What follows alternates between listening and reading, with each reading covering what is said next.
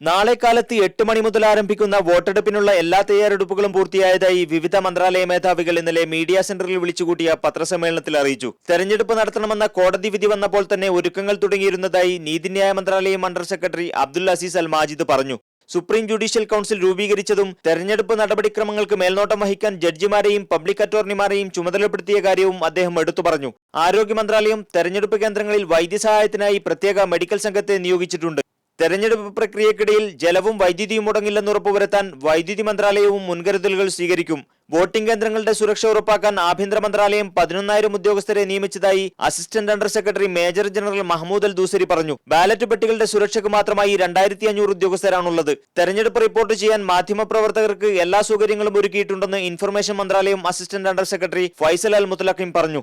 850ഓളം മാധ്യമപ്രവർത്തകർ വിവിധ പോളിംഗ് കേന്ദ്രങ്ങളിൽ നിന്ന് തത്സമയം തെരഞ്ഞെടുപ്പ് വാർത്തകൾ ജനങ്ങളിലെത്തിക്കും. കുവൈത്ത് റേഡിയോ 5 പ്രത്യേക തെരഞ്ഞെടുപ്പ് വാർത്താ സ്റ്റുഡിയോകൾ സജ്ജീകരിച്ചിട്ടുണ്ട്. വോട്ടെടുപ്പിന് മണിക്കൂറുകൾ മാത്രം ബാക്കി നിൽക്കെ അവസാനഘട്ട പ്രചരണ പ്രവർത്തനങ്ങളിൽ മുഴുകിയിരിക്കുകയാണ് സ്ഥാനാർത്ഥികൾ. Muneer Ahmed, media 1 Kuwait.